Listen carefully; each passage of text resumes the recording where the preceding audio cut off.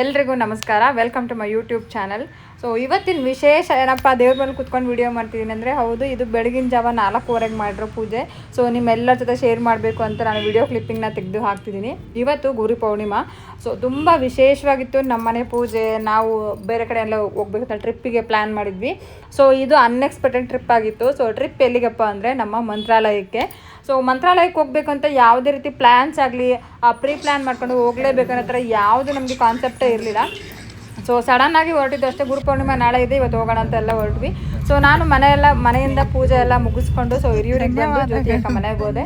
ಅವ್ರ ಮನೇಲಿ ಟಿಫನ್ ಮುಗಿಸ್ಕೊಂಡು ಮತ್ತೆ ಮಮತಾಕ್ಕ ಅವ್ರ ಮನೆಗೆ ಹೋದ್ವಿ. ಮಮತಾಕ್ಕ ಯಾರು ಅಂತ ನಮ್ಗೆ ಎಲ್ಲರಿಗೂ ಗೊತ್ತಿರುತ್ತೆ, ಹಿರಿಯೂರಲ್ಲಿ ಇರೋರಾಗಿದ್ದರೆ. ಮಮತಾಕ್ಕ ಮನೆಗೆ ಹೋಗ್ಬಿಟ್ಟು ಅವ್ರ ಮನೇಲಿ ಟೀ ಕುಡಿದು ಅರ್ಶಿನ ಕುಂಕುಮ ಎಲ್ಲ ತಗೊಂಡು ನಾವು ಬಂದಿದ್ದು ನಮ್ಮ ಹಿರಿಯೂರಲ್ಲಿರೋ ರಾಯರ ಮಠಕ್ಕೆ. ರಾಯರ ಮಠದಲ್ಲಂತೂ ಸಿಕ್ಕಾಬಟ್ಟೆ ಜನ. ಎಷ್ಟು ಜನ ಅಂದರೆ ಕ್ರೌಡ್ ನೋಡೋಕ್ಕೆ ಆಗ್ತಿರ. 2-3 ದಿನ ಅಂದರೆ ಬುಧವಾರ, ಗುರುವಾರ, ಮಂಗಳವಾರ, ಬುಧವಾರ, ಗುರುವಾರ.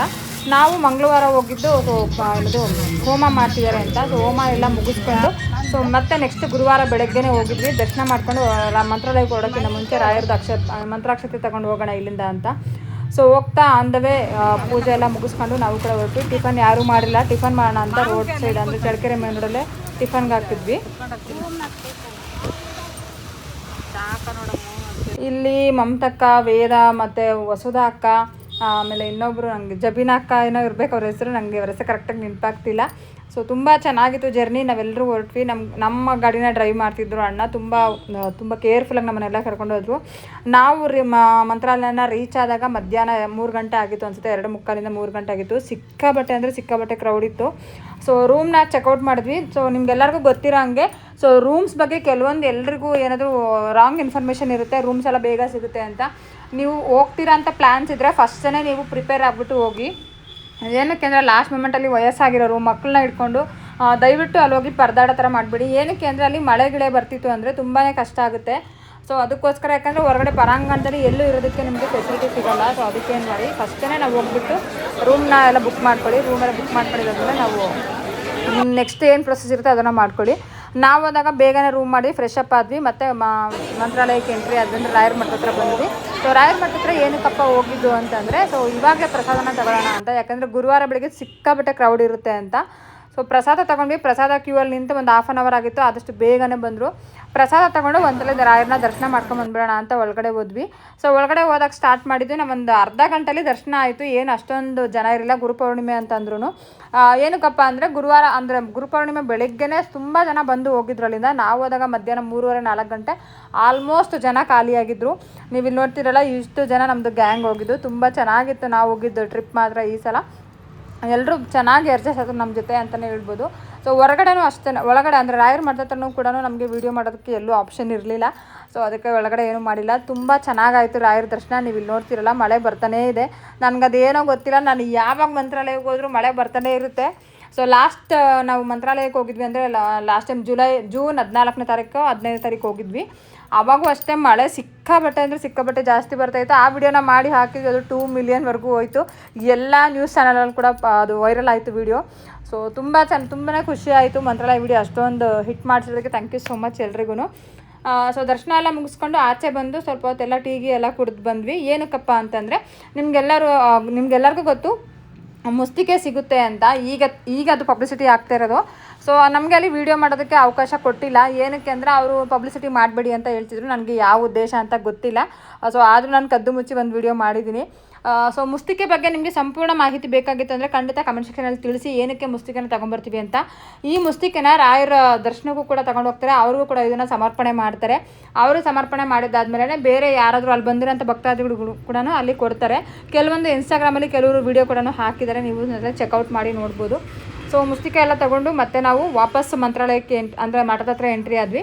ಏನಕ್ಕೆ ಅಂದರೆ ಮಂತ್ರಾಲಯದಲ್ಲಿರೋ ಎಲ್ಲ ಬೃಂದಾವನ ನೋಡಬೇಕು ಅಂತ.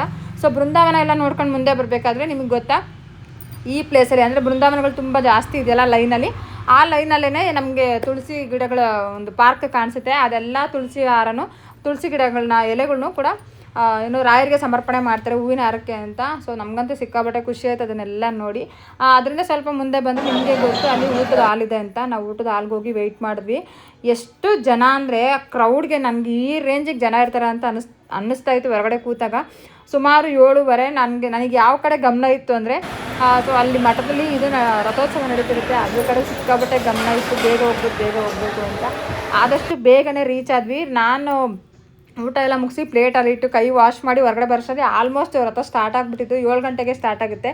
ನೀವು ಏನಾದರೂ ನೆಕ್ಸ್ಟ್ ಟೈಮ್ ಮಂತ್ರಾಲಯಕ್ಕೆ ಹೋಗೋ ಪ್ಲ್ಯಾನ್ ಮಾಡಿದರೆ ಬುಧವಾರನೇ ಹೋಗಿ. ಅಂದರೆ ಬುಧವಾರ ಒಂದು ಸಂಜೆ 4 ಗಂಟೆ 5 ಗಂಟೆ ರೀಚ್ ಆಗಿ ಫ್ರೆಶ್ ಅಪ್ ಆಗಿ ಮಂತ್ರಾಲಯ ಮಠದ ಹತ್ರ ಎಂಟ್ರಿ ಆದರೆ ನಿಮಗೆ ಸಂಜೆ 7 ಗಂಟೆಗೆ ಪ್ರತಿ ಗುರುವಾರ ನಿಮಗೆ ಪ್ರತಿದಿನ ಸಂಜೆ ಇವತ್ತು ರಥೋತ್ಸವ ನಡೀತಾ ಇರುತ್ತೆ. ನೀವು ಕೂಡ ಕಣ್ತುಂಬ ನೋಡ್ಬೋದು. ನಾವು ಹೋದಾಗ ಬೆಳ್ಳಿ ರಥದಲ್ಲಿ ಅಲಂಕಾರನ ಮಾಡಿ ಹೊರಡಿಸ್ತಾಯಿದ್ರು ರಾಯರನ್ನ. ಸೊ ತುಂಬ ಜನ ಅಂದರೆ ಎಷ್ಟು ಸಿಕ್ಕಾಪಟ್ಟೆ ಜನ. ನನಗಂತೂ ಲಾಸ್ಟ್ ಮೂಮೆಂಟಲ್ಲಿ ನಾನು ಓಡೋಗಿ ದೇವ್ರನ್ನ ನೋಡಿದ್ದೀನಿ. ಎಷ್ಟು ಸಖತ್ತಾಗಿತ್ತು ಅಂದರೆ ತುಂಬ ಚೆನ್ನಾಗಿ ಪೂಜೆನ ಮಾಡಿಕೊಟ್ರು. ನಾನು ಎಕ್ಸ್ಪೆಕ್ಟ್ ಕೂಡ ಮಾಡಿರಲಿಲ್ಲ ಈ ಥರ ದರ್ಶನ ಆಗುತ್ತೆ ಅಂತ. ನಾವು ಮಿನಿಮಮ್ ಅಂದರೂ ಸುಮಾರು ಅಂದರೆ 4 ಸಲ ನಾವು ರಾಯರನ್ನ ದರ್ಶನ ಮಾಡಿದ್ದೀವಿ. 2 ಸಲ ನೈಟ್ ಹೋಗಿ ದರ್ಶನ ಮಾಡಿದ್ದೀವಿ, ಬೆಳಗ್ಗೆ 1 ಸಲ ದರ್ಶನ ಮಾಡಿದ್ವಿ. ಆಮೇಲೆ ರಾಯರನ್ನ ಏನದು ರಥೋತ್ಸವ ನಡೀತಿತ್ತಲ್ಲ ಅವಾಗ 1 ಸಲ ಮಾಡಿದ್ದೀವಿ. ನಿಜವಾಗ್ಲೂ ಇದೊಂಥರ ಬ್ಲೆಸ್ಸಿಂಗ್ ನಾವು ಮತ್ತೆ ಊಟದ್ದು ನಮಗೆ ಅವಶ್ಯಕತೆ ಇರಲಿಲ್ಲ. ರೂಮ್ಗೆ ಹೋಗಿ ರೆಸ್ಟ್ ಮಾಡಿ ಬೆಳಗ್ಗೆ ಬೇಗನೆ ಎದ್ದು ಒಂದು 4:30-5 ಗಂಟೆಗೆ ಎಲ್ಲರೂ ಎದ್ವಿ.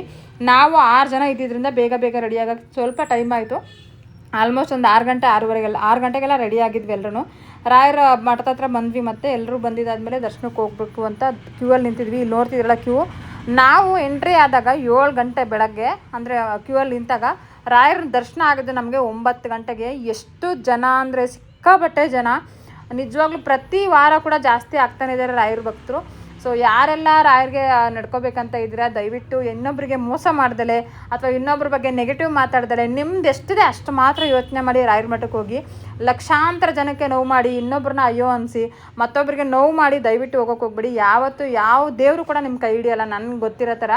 ಸೊ ನಾನು ಇದಕ್ಕೆ ಏನಕ್ಕೆ ಕೇಳ್ತಿದ್ದೀನಿ ಅಂದರೆ ನನಗೆ ಪರ್ಸ್ನಲಾಗಿ ಅನುಭವ ಆಗಿದೆ. ಸೊ ರಾಯರ ಮಠಕ್ಕೆ ನಾನು ಲಾಸ್ಟ್ ಟೈಮ್ ಹೋಗಿ ಬಂದರೆ ನನ್ನ ಜೀವನದಲ್ಲೇ ಒಂದು ನಡಿಬಾರ್ದಂಥ ಘಟನೆನೇ ನಡೀತು. ಅದಾದಮೇಲೆ ನನಗೆ ಅನ್ನಿಸ್ತಿತ್ತು ಎಲ್ಲ ನಿಮ್ಮ ಕೃಪೆ ನಮಗೆಲ್ಲ ಇವಾಗಲೇ ಗೊತ್ತಾಗಿದ್ದು ಅಂತ. ಸೊ ಕೆಲವೊಂದು ನೆಗೆಟಿವಿಟಿ ನಮ್ಮಿಂದ ದೂರ ಆದರೆ ಮಾತ್ರ ನಮಗೆ ಒಂದು ಒಳ್ಳೆ ಪಾಸಿಟಿವ್ ಎನರ್ಜಿ ಸಿಗೋದು. ಸೊ ನನಗಂತೂ ಸಿಕ್ಕಾಪಟ್ಟೆ ಬೇಜಾರಾಗಿತ್ತು. ಮತ್ತೆ ರಾಯರನ್ನ ದರ್ಶನ ಮಾಡಿ ಇಷ್ಟು ಚೆನ್ನಾಗಿ ದರ್ಶನ ಆಗಿದ್ದು ನೋಡಿ. ಸೊ ಆಗೋದೆಲ್ಲ ಒಳ್ಳೇದಕ್ಕೆ ಅಂದ್ಕೊಂಡು ಮುಂದೆ ಹೋಗ್ತೀನಿ ಅಷ್ಟೇ. ನಾನು ಯಾವುದನ್ನು ಯಾವತ್ತೂ ನನ್ನ ತಲೆಯಲ್ಲೇ ಇಟ್ಕೊಳ್ಳಲ್ಲ. ಆಗಿದ್ದನ್ನು ಬಿಟ್ಟು ಮುಂದೆಗಡೆ ನನ್ನ ಜೀವನ ಏನೋ ಅದನ್ನು ನೋಡ್ತಾ ಹೋಗ್ತೀನಿ. ಸೊ ದರ್ಶನ ಎಲ್ಲ ಮುಗಿಸ್ಕೊಂಡು ಮತ್ತೆ ರೂಮ್ಗೆ ಹೋಗಿ ರೂಮ್ನ ಚೆಕ್ಔಟ್ ಮಾಡಿ ಡ್ರೆಸ್ ಎಲ್ಲ ಚೇಂಜ್ ಮಾಡಿಕೊಂಡು ನಾವು ಪಂಚಮುಖಿ ಆಂಜನೇಯನ ದೇವಸ್ಥಾನಕ್ಕೆ ಬಂದ್ವಿ. ಅಲ್ಲೂ ಕೂಡ ಸ್ವಲ್ಪ ಕ್ರೌಡ್ ಅಷ್ಟೊಂದು ಜಾಸ್ತಿ ಏನಿಲ್ಲ, ಸ್ವಲ್ಪ ಜನ ಇದ್ದರು ಅಷ್ಟೇ. ಸೊ ದಾರಿ ಮಧ್ಯದಲ್ಲಿ ನಮಗೆ ಗೊತ್ತಿರೋಂಥ ಪ್ಲೇಸ್ಗಳಲ್ಲಿ ನಿಲ್ಲಿಸ್ಕೊಂಡು ಹಣ್ಣು ಅದು ಇದು ತಿಂದ್ಕೊಂಡು ಬರ್ತಾನೆ ಇದ್ವಿ. ಸೊ ಈ ಟ್ರಿಪ್ಪಲ್ಲಿ ಅಂತೂ ಸಿಕ್ಕಾಪಟ್ಟೆ ತಿಂದಿದ್ದೀವಿ. ನಾನು ಯಾವತ್ತೂ ಇಷ್ಟೊಂದು ತಿಂದಿರಲಿಲ್ಲ ತಿಂಡಿಗಳನ್ನ. ಸೊ ರಾಯರ ದರ್ಶನ ಎಲ್ಲ ಮುಗಿಸ್ಕೊಂಡು ಮತ್ತೆ ನಾವು ಮಂಚಲಮ್ಮ ದೇವಸ್ಥಾನ ಕೂಡ ಬಂದ್ವಿ. ಪಂಚಮುಖಿ ಆಂಜನೇಯ ದೇವಸ್ಥಾನ ಕೂಡ ಬಂದು ಸೊ ನನಗೆ ತುಂಬಾ ಸಂತೋಷ ಆಗಿದ್ದು ಅಂದರೆ ಎಲ್ಲ ಕಡೆ ಇವಾಗ ಕ್ಲೀನ್ನೆಸ್ನ ಮೇಂಟೈನ್ ಮಾಡ್ತಿದ್ದಾರೆ. ಸೊ ರಾಯರ ಮಠದ ಹತ್ರ ಮಾತ್ರ ಕ್ಲೀನಿಂಗ್ ಸ್ವಲ್ಪ ಕಡಿಮೆ ಅಂತಲೇ ಹೇಳ್ಬೋದು. ದಯವಿಟ್ಟು ರಾಯರ ಮಠಕ್ಕೆ ಹೋಗೋ ಅಂಥವ್ರು ದಯವಿಟ್ಟು ಅಲ್ಲಲ್ಲೇ ಬಟ್ಟೆಗಳನ್ನ ಬಿಸಾಕ್ದಲೆ, ತಿಂದಿರೋದನ್ನು ಅಲ್ಲಲ್ಲೇ ಬಿಸಾಕ್ದಲೆ, ನೀವೆಷ್ಟು ಶುಚಿಯಾಗಿ ಕಾಣಿಸ್ಬೇಕು, ಎಷ್ಟು ಚೆನ್ನಾಗಿ ಕಾಣಿಸ್ಬೇಕಂತ ಇರ್ತೀರ ಅದೇ ಥರ ನೀವು ರಾಯರ ಮಠನೂ ಕೂಡ ಇಟ್ಕೊಳ್ಳೋಕ್ಕೆ ಪ್ರಯತ್ನ ಪಡಿ. ಸೊ ಇದು ನನ್ನ ರಿಕ್ವೆಸ್ಟ್ ಅಷ್ಟೇ. ಎಲ್ಲ ಕಡೆ ಹೋದಾಗ್ಲೂ ತುಂಬ ಜನ ಗಲೀಜ್ ಅಂತಲೇ ಇರ್ತಾರೆ. ನಾವು ಹೋಗಿರೋದು ಒಂದು ಒಳ್ಳೆ ದೇವಸ್ಥಾನಕ್ಕೆ. ಅದನ್ನು ನಾವು ಚೆನ್ನಾಗಿ ಕಾಪಾಡ್ಕೊಂಡ್ರೆ ನಮ್ಮ ನೆಕ್ಸ್ಟ್ ಜನ್ರೇಷನ್ಗೆ ನಾವು ಒಳ್ಳೆ ಉಡುಗೊರೆನ ಕೊಡ್ಬೋದು. ಅದನ್ನು ಬಿಟ್ಟು ನಾವೇ ಹಾಳು ಮಾಡ್ತಾ ಹೋದರೆ ಖಂಡಿತ ನೆಕ್ಸ್ಟ್ ಜನ್ರೇಷನ್ಗೆ ನಾವೇನೂ ಕೊಡೋಕ್ಕಾಗಲ್ಲ. ಸೊ ಗೈಸ್ ಅಂತೂ ಎಲ್ಲ ದೇವರುಗಳ ದರ್ಶನವೂ ಅಂದರೆ ಬಿಚ್ಚಾಲೆ ಆಗಿರ್ಬೋದು, ಪಂಚಮುಖಿ ಆಂಜನೇಯ ಆಗಿರ್ಬೋದು, ನಮ್ಮ ರಾಯರನ್ನಾಗಲಿ ತುಂಬ ಚೆನ್ನಾಗಿ ದರ್ಶನ ಆಗಿ 4 ಸಲ ದರ್ಶನ ಮಾಡಿಕೊಂಡು ಏನೋ ಕೃತಜ್ಞತೆ ಫೀಲಿಂಗ್. ದೇವರಿಗೆ ನಾವು ಎಷ್ಟು ಥ್ಯಾಂಕ್ಸ್ ಹೇಳಿದ್ರು ಸಾಕಾಗಲ್ಲ ಅನಿಸುತ್ತೆ. ಒಂದು ಸತಿ ಕಷ್ಟನ ಬೆಟ್ಟದಷ್ಟು ಕೊಟ್ಟು ಮತ್ತೆ ಮಂಜಿನ ಥರ ಕರಗಿಸ್ತಾರೆ ಅಂತಾರಲ್ಲ, ನಿಜವಾಗ್ಲೂ ಅಷ್ಟೇ ನಿಜ. ಎಲ್ಲನೂ ಏನೇ ಬರಲಿ, ಕಷ್ಟನೇ ಬರಲಿ, ಸುಖನೇ ಬರಲಿ, ತಾಳ್ಮೆಯಿಂದ ಎದುರಿಸ್ಬೇಕು ಅಂತ ಹೇಳ್ತಾ ಈ ವಿಡಿಯೋನ ಇಲ್ಲಿಗೆ ಏನು ಮಾಡ್ತೀನಿ. ಮತ್ತೆ ಮುಂದಿನ ವಿಡಿಯೋದಲ್ಲಿ ಸಿಗ್ತೀನಿ.